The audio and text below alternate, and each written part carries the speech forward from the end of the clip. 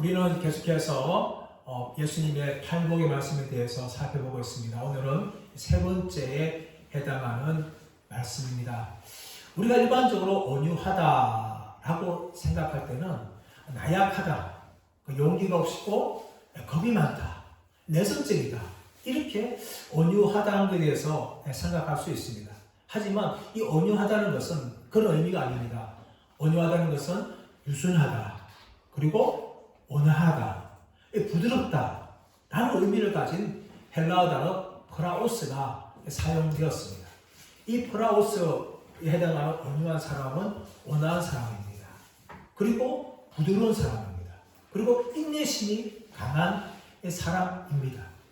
이 온유하다에 대해서 여러 가지로 설명할 수 있는데, 진정제라든지 산들바람 아니면 길들여진 동물을 사용할 때 이 프라오스, 온유하다라는 단어가 사용되었습니다. 고통한 사람이 고통할 때 얼마나 힘듭니까? 그때 진정제를 받으면 사람이 차분해지는 거죠.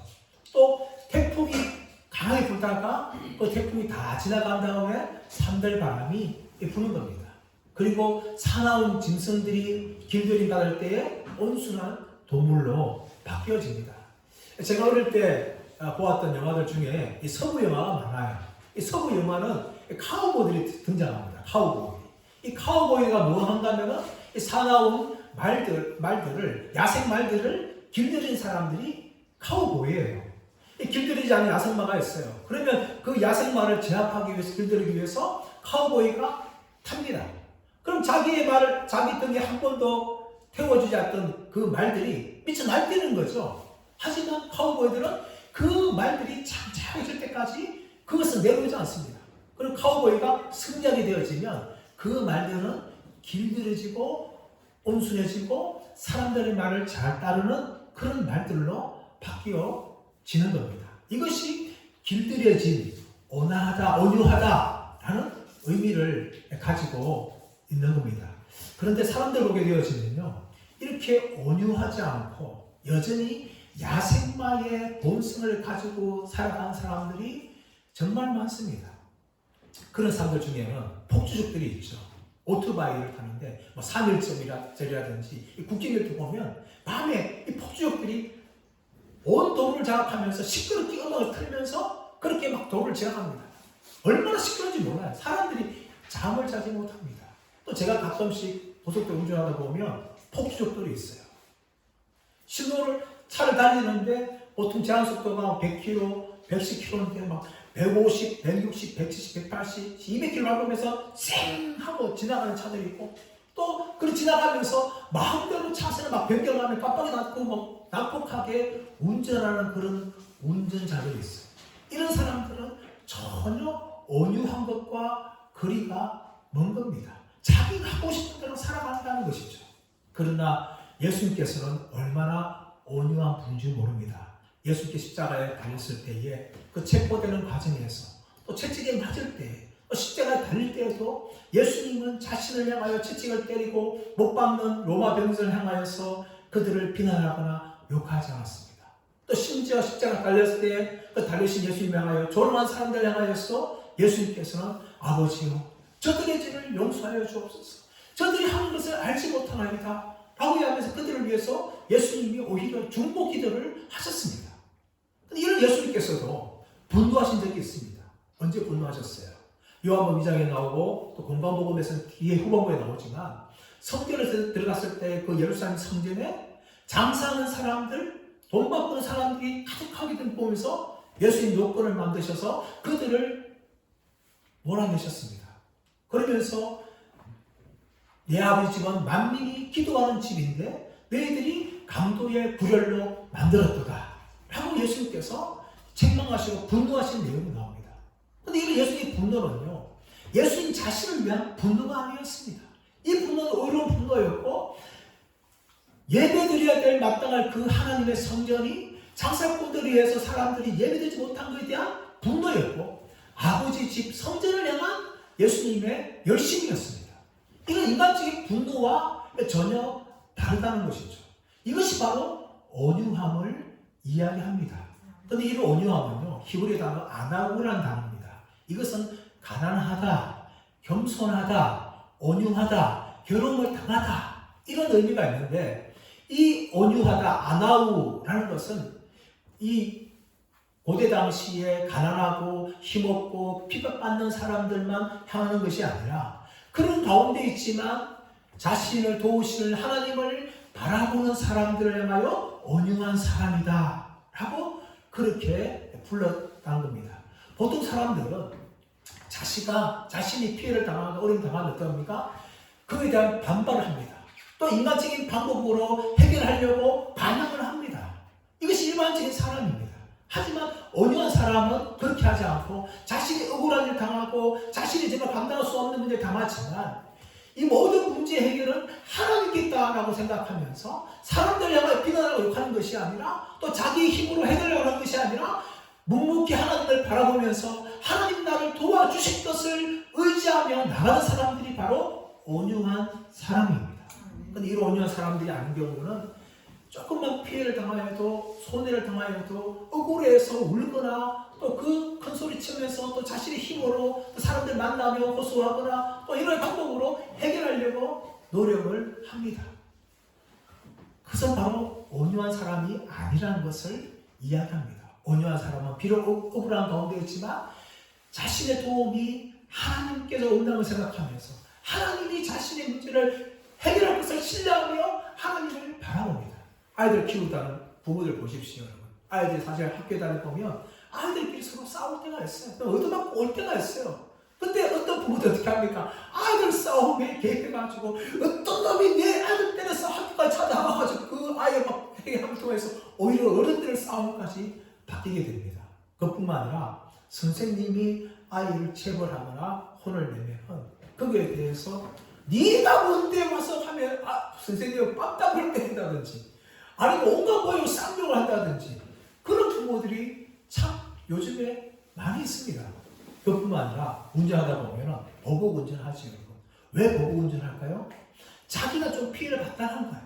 자기가 좀 손해를 봤다는 거예요. 운전을 하는데 누가 자꾸 끼어들면 자기 손이 왔기 때문에 혈기가 발생해가지고 또 보복을 하죠.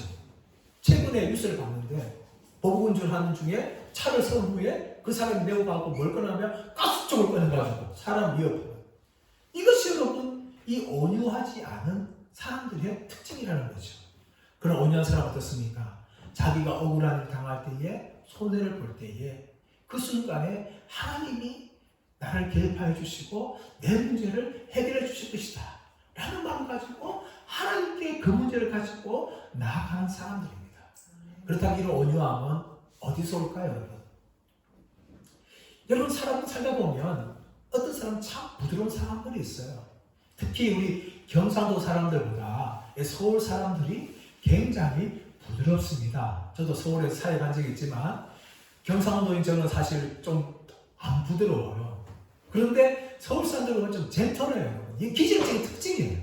말도 사근사근하죠. 경상 사람들 억시잖아요. 서울 사람들 보기에는 경상도 사람 이야기하면 막 싸우는 것 같아요.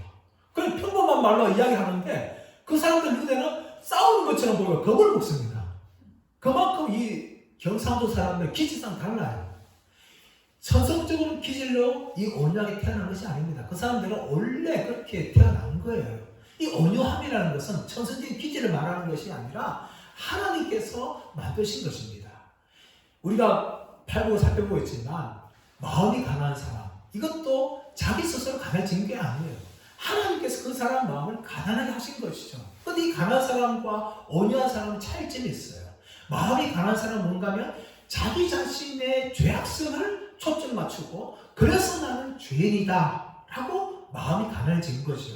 그러나 온유한 사람은 그것이 아니에요. 자기 자신의 죄악에 초점 맞추는 것이 아니라 하나님의 거룩하심에 초점 맞춥니다. 하나님이 절대적인 거룩하심에 초점 맞추니까 내가 남들보다 조금만 뛰어나고 남들보다 좀 잘난 것이 있어도 나는 하나님 앞에서 죄덩어리구나 라는 것을 발견할 수밖에 없는 사람. 그래서 심령이 가난해지고 그래서 온유하게 되어지는 겁니다. 이것이 바로 온유함이에요. 그래서 이런 사람들은요, 자기가 좀 피해를 당하여도 억울함을 당하여도 그것 때문에 결코 억울해하거나 자신의 성으로 해결하려고 하지 않습니다. 또 자신 당하는 비판을 겸허하게 자신의 것으로 받아들일 줄 알게 됩니다. 사무엘하 16장 말씀 가보시면 다윗이 압살롬의 이 반역에 피하여서 예루살렘 성을 버리고 도망가는 장면이 나옵니다. 이때 이 사울의 집안에 시므이라는 사람이 있는데 다윗을 향하여 욕을 합니다. 네가 피를 많이 흘렸기 때문에, 사울 집안을 이렇게 피를 흘렸기 때문에 나한테 이런 어려움이 당한다. 너는 저주받은 자다 하면서 다윗을 향하여 온갖 모욕을 퍼붓습니다. 그것을 보았던 아비새가 내 주 왕이여, 어떻게 저 개만 못한 놈이 어떻게 내 주 왕을 모욕합니까? 나에게 명령을 해주십시오. 내가 당장 가서 목을 치겠습니다. 그렇게 말하는 겁니다. 그때 다윗 왕이었다면 그래, 저 놈을 죽여라, 얼마든지 이야기할 수 있었어요. 그러나 그렇게 하지 않고 다윗 왕은 내버려 두어라. 그가 나를 비난하는 것은 하나님께서 하게 하신 줄 모르는 거다. 그리고 하나님이 나의 원통함을 감찰하사 이 모든 것을 바꾸어서 나에게 선으로 갚아주실 것이다 하면서 하나님께 자신의 억울함을 다 맡겼어요. 다윗은 자신의 억울함은 충분히 자신의 소원으로 갚을 수 있었지만 결코 그렇게 하지 않았습니다. 자신이 마땅히 비난당한 자랑을 인정했어요.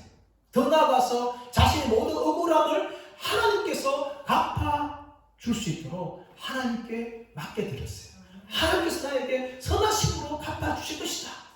결국 이 다윗의 그런 말대로 하나님께서 선하게 갚아주셨습니다. 다시금 다윗을 왕의 자리로 복귀시켜 주셨고 높여 주셨다는 것입니다.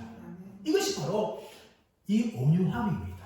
이 온유함은 우리에게서 나는 것이 아니라 하나님께서 주신 것이고, 이 하나님께서 주신 것이기 때문에 이 온유함이 생기는 거죠. 그렇다면 우리가 왜 이 시대에 온유한 사람이 되어야 됩니까? 첫 번째 이유는 무엇인가 하면 그것이 바로 하나님의 백성들의 특징이기 때문입니다. 하나님의 백성의 특징들에 대해서 우리는 이미 팔복을 통하여서 마음이 가난한 사람, 또 애통한 사람을 살펴보았지만 하나님의 특징은 무엇인가 하면 온유함입니다. 성경은 이야기하고 있는데 갈라디아서 5장 22절 23절 말씀 가보시면 이렇게 말씀합니다. 오직 성령의 열매는 사랑과 희락과 화평과 오래 참음과 자비와 양성과 충성과 온유와 절제니 이 같은 것을 금지할 법이 없느니라. 골로새서 3장 12절 말씀 보시면 그러므로 너희는 하나님이 택하사 거룩하고 사랑받는 자처럼 긍휼과 자비와 겸손과 온유와 오래 참음을 못 잊고, 고린도전서 13장 4절 말씀 보시면 사랑은 오래 참고 사랑은 온유하며 시기하지 아니하며 사랑은 자랑하지 아니하며 교만하지 아니하며, 디모데전서 4장 11절 말씀 보시면 오직 너 하나님의 사람아 이것들을 피하고 의와 경건과 믿음과 사랑과 인내와 온유를 따르며. 여러분, 성경은 끊임없이 이야기하는데 이 온유가 바로 하나님의 백성들의 특징 중에 가장 뚜렷한 특징이라는 것을 아주 다양하게 많은 곳에서 그렇게 이야기합니다. 그렇다면 여러분, 우리 안에 이 온유함이 있는지 우리는 점검해 봐야 돼요. 그리고 이 온유함이 너무나 적으면 하나님, 내가 하나님의 백성으로서 이 온유함을 소유하기 원합니다. 그렇게 우리가 기도하면서 우리 안에 온유함이 커갈 수 있도록 여러분 하나님 앞에 점점 더 가까이 나가시기를 축복합니다. 그리고 더 나아가서 이 온유한 사람은 뭡니까? 땅을 기업으로 받는다라고 이야기합니다.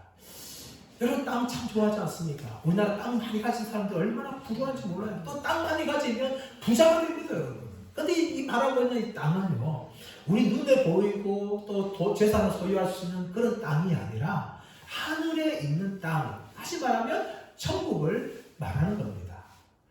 아담과 하와가 범죄했을 때 무엇을 이뤘습니까? 에덴 동산을 이뤘어요. 이 에덴 동산은 요한계시록 21장에 나오고 있는 새하늘과 새 땅을 상징하는 모형입니다. 다시 말하면 천국의 완성이 새하늘과 새 땅을 미리 보여주는 것이 에덴 동산이에요. 그런데 이 에덴 동산을 왜 이뤘습니까? 죄를 지음으로 하며 이뤘습니다. 아담 이후로 어떤 인간도 이 에덴 동산 들어간 인간이 아무도 없습니다. 왜냐하면 하나님께서 죄를 지은 인간을 들어올 수 못하고 막으셨죠. 그런데 하나님께서 이 에덴 동산에 들어올 수 있는 길을 열어주는데 그 길이 무엇인가 하면 새 아담으로 오신, 둘째 아담으로 오신 예수님께서 십자가에 죽으신 말미암아 그 십자가에 죽으신 예수님을 믿는 자들에게 천국에 들어오는 문을 열어주신 것입니다. 할렐루야. 여러분, 그런 말미암아 우리가 예수 믿을 때에 에덴 동산, 다시 말하면 새 하늘과 새 땅에 우리는 들어가게 되어지는 것이죠. 온유한 사람에게 주어진 게 무엇인가 하면 눈에 보이는 땅이나 눈에 보이는 재산이 아니라 바로 하늘에 있는 아버지의 집, 새 하늘과 새 땅이 그들에게 주어지는데 그것을 바로 기업으로 주는 거예요. 기업으로. 이 기업은 몫으로 분배를 받는다라는 의미를 가지고 있어요. 우리가 유산을 물려받듯이 우리에게 주어진 몫을 받는 거예요. 그것을 기업으로 받는다라고 이야기하는 거죠. 그렇다면 이 기업 받는 거는 내가 노력해가지고 내가 땀을 흘려서 얻을 수 있는 것이 아니에요. 이 땅에 있는 재산이라든지 이 땅에 있는 땅들은 우리가 열심히 노력해가지고 돈을 말고하고 살 수가 있어요. 하지만 하늘에 있는 천국, 하늘에 있는 땅은요, 이 땅에 우리가 아무리 노력해서 살 수 있는 것이 결코 아닙니다. 이것은 바로 믿음으로 주어지는데 어떤 사람, 믿는 사람이에요? 바로 오늘 말씀 나오고 있는 온유한 자. 이 온유한 자가 믿는 자예요. 왜 온유한 자 믿는 자일까요? 하나님의 거룩하심 앞에서 자기 자신은 초라한 죄인이 불과하고 오직 예수님의 십자가의 보혈 말미암아 나는 구원받을 수밖에 없다는 것을 고백할 수 있기 때문에 그 사람은 온유한 자가 되는 것이고 자신의 무기력과 자신의 나약함을 철저하게 인정하게 되어지는 겁니다. 바로 이런 사람들에게 하나님께서는 땅을 기업으로 주실 것이다 라고 약속하고 있는 겁니다. 더 나아가서 이 온유한 자는요, 하나님과 사람 앞에서도 인정을 받게 됩니다. 창세기 13대 말씀 가보시면 아브라함과 롯이 애굽 땅에서 다시 올라와서 네겝의 땅에 가는 장면이 나와요. 그런데 그 네겝의 땅은 그렇게 넓지 않은 땅이었어요. 풀초지가 많이 없는 거죠. 남쪽은 갈수록 다 광야입니다. 광야이기 때문에 이 풀이 있는 곳이 별로 없어요. 양들은 많은데 풀이 있는 목초지가 적으면 어떻게 합니까? 싸움이 나는 거죠. 내 양에게 양을 풀을 먹이려고 찾아다 보면 다툼이라는 게 되는 겁니다. 아브라함 목자와 롯의 목자가 이 풀을 먹는 양을 풀 먹이는 때문에 싸움이 일어나게 되어지는데 결국은 아브라함이 이제 롯과 이야기합니다. 롯아, 내가 너의 삼촌이거든 내 조카가 아니냐? 어떻게 혈육 간에 싸울 수가 있느냐? 그래서 네가 먼저 땅을 선택하라. 네가 좌하면 내가 우하겠고 네가 우하면 내가 좌하겠다. 그렇게 삼촌인 아브라함이 조카인 롯에 이야기했어요. 그렇다면 우리 동방예의지국에 우리나라에서는 어떻게 이야기해요? 조카가 아니 삼촌 무슨 말씀하세요? 제가 조카인데 어떻게 제가 먼저 선택하겠어요? 삼촌이 어른이니까 어른이 먼저 선택하세요 라고 이야기하는 게 너무나 당연한 것인데 롯이 뭐가 없었어요? 네 가지가 없었어요. 싸가지가 없었어요. 그래서 어떻게 하는가 하면 자기가 눈을 들어서 좋은 땅 보는 거예요. 좋은 땅 보니까 그 땅에 있는 소돔과 고모라 땅이에요. 자신의 눈에 보니까 여호와의 동산 같고 에덴 동산 같고 물이 딱 아까 기억한 땅이에요. 아, 저 땅이구나. 저 땅이면 내 양들을 얼마든지 푸른 풀밭에서 풀어놓고 양들이 마음껏 들을 수 있게 하겠구나 하며 선택하면서 그는 동쪽으로 선택하며 떠납니다. 그때 아브라함은 네겝의 땅 광야에 홀로 남았어요. 얼마나 외롭겠어요. 지금까지 함께했던 조카인 롯이 그냥 자기 마음대로 땅을 선택 떠나버리니까 그때 홀로 있던 아브라함에게 하나님이 임하죠. 아브라함아, 너는 두 눈을 들어서 동과 서와 남과 북을 보라. 네가 눈에 보이는 땅은 내가 너에게 주리라. 너는 종과 배로 행하거라. 네가 걷는 모든 땅을 내가 너에게 줄 것이다 하면서 하나님께서 아브라함의 눈에 보이는 가나안 땅을 아브라함과 그의 후손들에게 주실 것이라고 그렇게 약속을 하셨습니다. 민수기 11장 말씀 가보시면 모세가 등장하죠. 모세 안에는 10%가 있는데 10%가 죽었는지 안 죽었는지 정확히 나오고 있지 않지만 아마 죽은 것 같아요. 그래서 모세가 재혼을 하게 되어지는데 구스여인을 아내로 취합니다. 구스의 여인은 유대인과 날 피부 까맣게 짰잖아요.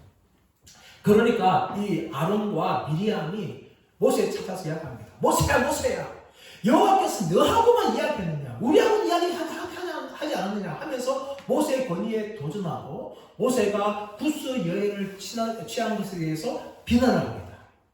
그때 모세는 아론과 미리암의 비난에 대해서 어떤 반항도 하지 않고 잠잠하게 말하지 않습니다. 이런 모세에 대해서 성경은 무엇을 말하고 있는가 하면 모세의 온유함이 다른 사람들보다 더하더라 이렇게 표현해요. 모세가 참 온유했어요. 모세가 침묵하고 아무 말 하지 않자 하나님께서 개입하셨습니다. 아론과 미리암을 부릅니다. 너희 중에 선지자가 있지 않느냐, 내가 너희 선지자에게 그 선지자를 통해서 환상을 통해 너희들을 알리기도 하고 꿈을 통해서 또 알리기도 하지만 이 모세는 너희와 전혀 다르다. 모세는 나와 대면하여 아는 자다. 그리고 모세는 나의 형상을 보는 자다 하면서 아론과 미리암을 책망하는데, 하나님 책망할 때 어떻게 합니까? 미리암의 몸에 문둥병이 생깁니다. 나병이 생기는 거죠. 그래서 그것을 본 아론이 모세에게 달려갑니다. 모세야 우리가 잘못했다. 모세한테 권위에 도전했으니까 제발 우리 용서해달라. 하나님께 기도하여서 우리에게서 나병이 떠나도록 기도해달라. 그렇게 사정을 합니다. 그러자 모세가 어떻게 합니까? 응? 나한테 까불기만 참 잘됐다. 하나님 심판받아라. 그렇게 말하는 것이 아니라 정말 모세가 그대로 불쌍히 여기고 앞에 나아가서 기도합니다. 하나님 저들을 불쌍히 여겨 주옵소서. 저들의 병을 치유하여 주옵소서. 그렇게 간절하게 미리암을 위해 기도하니까 미리암에 있던 나병이 떠나가고 고침받는 그런 일이 일어납니다. 여러분, 온유하게 될 때에 누가 인정해 주시는가 하면 하나님이 인정해 주세요. 다른 사람도 인정하지 못할 수가 있어요. 참 바보 같다, 어리석다, 왜 세상 사람들이 살지 않느냐, 너 그렇게 살다 보면 세상 사람들이 밥이 되는 거야. 그렇게 온유한 사람들 향해서 사람들은 말합니다. 하지만 그때는 기억하십시오. 누가 인정하시는가 하면 하나님이 인정해 주십니다. 그뿐만 아니라 시간이 지나가게 되어지면 사람들도 인정합니다. 처음에 말 잘하고 잘 내고 이런 사람들은 참 사람들이 두려워하기도 하고 말 잘하고 부러워하고 한편되죠, 여러분. 근데 시간이 지나가 보면 누가 결국 사람들이 모이는가 하면 온유한 사람들 주위에 모이게 됩니다. 왜냐하면 사람들은요, 나 비판 잘하고 똑똑한 짓 잘하는 사람을 처음에는 좋아할지 모르지만 결국은 등을 돌려요. 결국 승리한 사람은 잘난 척하고 똑똑하고 남편한 사람이 아니라 정말 때로는 바보처럼 보이고 때로는 정말 내성처럼 보이기도 하고 어리석은 보이기도 하지만 하나님을 바라보고 하나님이 개입하고 해결해 주실 것을 생각하는 그 온유한 사람들에게 결국 사람들이 모이고 인정하게 되는 겁니다. 그리고 이제 살아가면서 한번 주위에 돌아보십시오. 내 주위에 얼마나 많은 사람들이 나 있는지, 그것은 바로 내가 온유한 사람인지 아닌지를 우리가 알 수 있는 속도이기도 합니다. 그렇다면 우리가 언제 온유해야 됩니까? 첫 번째 온유할 것은 우리가 하나님의 말씀을 들을 때 우리의 마음이 온유해져야 합니다. 야고보서 1장 19절 20절 말씀 보시면 내 사랑하는 형제들아 너희가 알지니 사람마다 듣기는 속히 하고 말하기는 더디하며 성내기도 더디하라. 사람이 성내는 것이 하나님의 의를 이루지 못하니라. 그러므로 모든 더러운 것과 넘치는 악을 내버리고 너희 영혼을 능히 구원할 바 마음에 심어진 말씀을 온유함으로 받으라. 우리가 말씀을 읽을 때, 말씀을 들을 때 우리의 마음이 온유해져야 돼요. 이 온유하다는 것은 뭡니까? 우리의 마음이 좋은 땅이 되는 거죠. 좋은 땅이 된 사람들은요, 말씀 듣기를 사모하고 또 말씀을 읽거나 말씀을 들을 때에 나에게 주신 말씀으로 받아들입니다. 그래서 그 하나님의 말씀 앞에 자신을 세우고 삶을 돌아보고 때로 은혜 받기도 하고 또 때로는 눈물 흘리기도 하는 거죠. 근데 여러분, 온유하지 않은 사람은 어떻게 합니까? 말씀 설교를 합니다. 설교하는데 설교 끝나면 어떻게 합니까? 목사님 따지는 거죠. 목사님 누구한테 내 얘기 들었어요? 하필이면 왜 내 얘기 하는 거예요? 근데 목사님은 설교 중에 그 사람 이야기하는 게 아닙니다. 성령께서 말씀을 통해 그 사람의 교회의 마음을 찌르고 있는데 이 사람을 오해해가지고 목사님이 다른 사람 통해서 자기 말 들었다든지 또 자기의 일을 일부러 드러낸다고 그렇게 생각하는 거죠. 아닙니다, 여러분. 목사들은 말씀을 연구하고 그 말씀을 그대로 전합니다. 근데 성령께서 그 사람을 말하고 있는데 이 온유하지 않은 사람들은 그것을 알지 못해요. 성령이 자신의 죄를 드러내고 있는데 그것을 알지 못하고 목사가 이걸 공격한다, 표적 삼는다, 그렇게 생각하는 사람들이 많습니다. 그런 사람은 가시밭이죠. 돌짝밭입니다. 길가밭입니다. 우리가 말씀을 들을 때 우리는 온유한 마음을 들어야 돼요.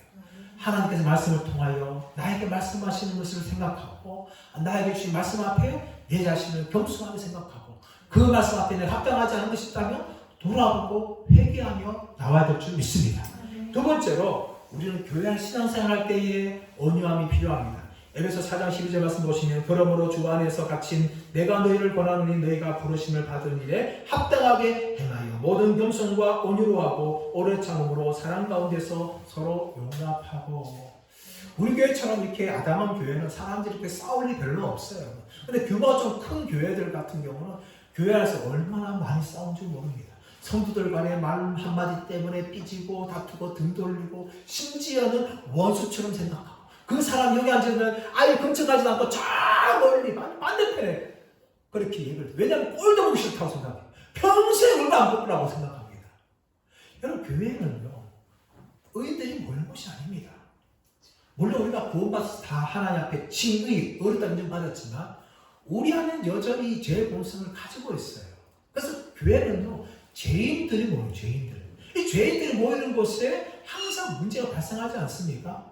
교회는 영적으로 뭔가 하면은 영적으로 교도소고 영적으로 병원이에요, 여러분. 교도소는 죄 짓는 사람이 가는 곳 아닙니까? 교회 안은 다 죄인들이 모이는 곳이기 때문에 영적 교도소예요. 또 병원이에요. 병원에 어떤 사람 가면 다치고 아픈 사람 가는 게 가지 않습니까? 육신적으로 뿐만 아니라 우리의 마음의 심령이 죄로 말미암아 다 다치고 상한 사람들이에요. 그런 사람들이 모이는 것이 교회니까 어떻게 여러분 이 교회 안이 날마다 은혜스럽고 날마다 장담하고 날마다 평화가 넘치겠어요? 아니에요. 늘 교회는 시끄러울 수 있고 늘 싸움 날 수가 있고 상처받을 수가 있어요. 그래서 여러분 교회 생활하면서 무엇이 필요한가 하면 온유함이 필요해요. 혹시 다른 사람 상처받는 말을 하도 에휴 내가 더 온유한 사람 용서해야지. 내가 상을 더 받았으니까 내가 용서해야지. 그런데 저 사람이 내 이걸 가슴을 찌르고 상처를 주고 난 평생 안 볼 거야. 그렇게 하면서 신앙하다 보면 어떻게 신앙생활이 평생 행복하겠습니까? 그것은 교회 다니면서 지옥생활 하는 거예요. 그러므로 우리가 온유해져야 돼요. 온유해진 사람은 어떤 비난의 말을 듣고 남이 뒤에서 뒷담화 가든지 말든지 간에 그것 때문에 상처받지 않습니다. 그러나 온유하지 않고 내 혈기가 살아있고 내 자가 살아있으니까 그것 때문에 분노하고 그것 때문에 화나는 거죠. 근데 온유한 사람 뭡니까? 죽는 사람이에요. 자기가 죽기 때문에 여러분 반응하지 않습니다. 살아있는 사람과 죽어있는 사람 특징이 한 가지예요. 살아있는 사람은 반응을 합니다. 움직입니다. 그러나 죽어있는 사람은요 반응하지 않아요. 죽는 그 순간 즉시부터 아무리 흔들어도 반응하지 않습니다. 우리의 육신이 인간적으로 살아있게 되어지면서 사람들의 말을 듣고 그 때문에 상처받고 삐지고 또 그 때문에 교회 안 된다고 그렇게 화를 냅니다. 그런데 우리가 죽으면요 결코 화낼 필요가 없어요. 죽는 사람은 어떻게 반응합니까? 발로 차도 반응하지 않는 거예요. 그러나 우리가 살아있기 때문에 아직까지 예수와 같이 죽지 않았기 때문에 여전히 우리 안에 육신이 꿈틀거리고 내 자가 살아있고 자존심 상할 때 상처받기 그런 일들을 교회에서 하는 겁니다. 사랑 여러분, 우리가 온유한 사람 되기 원합니다. 온유할 때 여러분 교회는 평안하게 될 줄 믿습니다. 더 나아가서 우리가 전도할 때 온유해야 돼요. 베드로전서 3장 15절 말씀 보시면 너희 마음에 그리스도를 주로 삼아 거룩하게 하고 너희 속에 있는 소망에 관한 이유를 묻는 자들에게는 대답할 것을 항상 준비하되 온유와 두려움으로 하고. 여러분 복음 전하다 보면 때로는 욕을 먹을 때가 있고 비난받을 때가 있습니다. 그때 온유하셔야 돼요. 결코 그것 때문에 함께 분노하고 싸워서는 결코 안 됩니다. 제가 청년 시절 때 구미역을 내리는데 그때 한 남자가 찾아오더라고요. 그러면서 저한테 묻는 말이 뭔가 하면 도를 아십니까? 라고 묻는 거예요. 그 도가 뭐 안사람 정의내죠. 그래서 저 도 관심 없어요. 저 관심 없어요. 저는 다른 데 관심 많아요. 근데 이 사람이 따라오는 거예요. 아니 무슨 도에 관심 많아요? 저는 예수 그리스도의 도에 관심 많습니다. 그렇게 하다가 짜증을 막 내고 화를 막 내는 거예요. 싸우자고 막 달려드는 거예요. 나 다시 싸우고 싶다고 난 그걸 한다고 그렇게 가버렸어요. 우리가 복음을 전하다 보면 좀 우리가 전한 것 때문에 짜증내고 화를 내는 사람들이 많아요. 그때 어떻게 해야 돼요? 결코 싸워서는 안 돼요. 심지어 이단들과 만나서 이단들과 대화하더라도 결코 그들을 온유함으로 대해야 되지 그들에게 분노하거나 짜증내거나 화를 내서는 안 됩니다. 그러다 보면 오히려 우리가 복음 전하는데 실패하게 되어지는 겁니다. 아무리 싫은 소리 듣고 아무리 비난 말 듣고 그런 들어도 상처받지 말고 우리는 온유함으로 담대하게 예수님을 전할 수가 있어야 되는 겁니다. 이럴 때 온유함이 필요한데 이 온유한 사람 특징은 한 가지입니다. 바로 자기 자신에 대해서 죽는 거예요. 황해도 신천 땅에 김익두라는 방패가 있었습니다. 이 사람은 주색 잡기에 능했고 늘 술에 취했고 사람들을 괴롭히는 것이 정말 장기인 사람이 이 김익두라는 방패였어요. 근데 이 김익두가 워낙 방패였고 사람을 괴롭히기 때문에 사람들이 길을 가면서 소원이 뭔가 하면 비는 것이 뭔가 하면은 오늘도 김익두인지 억두인지를 만나지 않게 해 주옵소서. 그렇게 성황당 앞에 기도하고 길을 갔대요. 그만큼 김익두라는 사람이 깡패였고 망나니였어요. 근데 이 망나니 깡패였던 김익두가 예수 믿게 되었어요. 회개하였어요. 자신이 회개하면서 예수 믿었고 거듭났어요. 그래서 이 사람이 황해 신천 땅에 김익두가 죽었다! 라는 부고장을 돌렸어요. 그 부고장 받은 사람들이 막 만세를 하는 거예요. 야, 김익두가 죽었다! 김익두가 죽었다! 이제 살았다! 우리를 하면서. 근데 어느 날 이 황해 신천 시장에 김익두라는 사람이 석기채 들고 나타난 거예요. 그 사람 다 놀라는 거죠. 죽었대. 김익두가 살았네?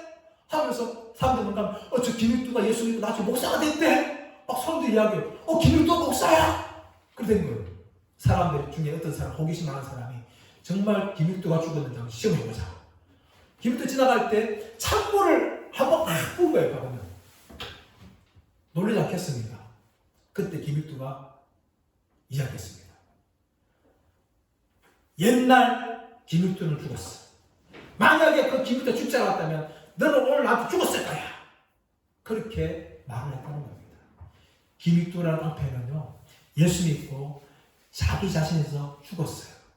그러자 그 김익두를 향하여서 비난하고 또 이렇게 호기심에서 물을 붓는 그 사람을 향하여서 분노하고 이전처럼 복수하지 않는 그런 사람이 되었고 그분이 한국교회의 또 위대한 목사로서 그렇게 쓰임받는 훌륭한 목사님이 되었다는 이야기가 있습니다.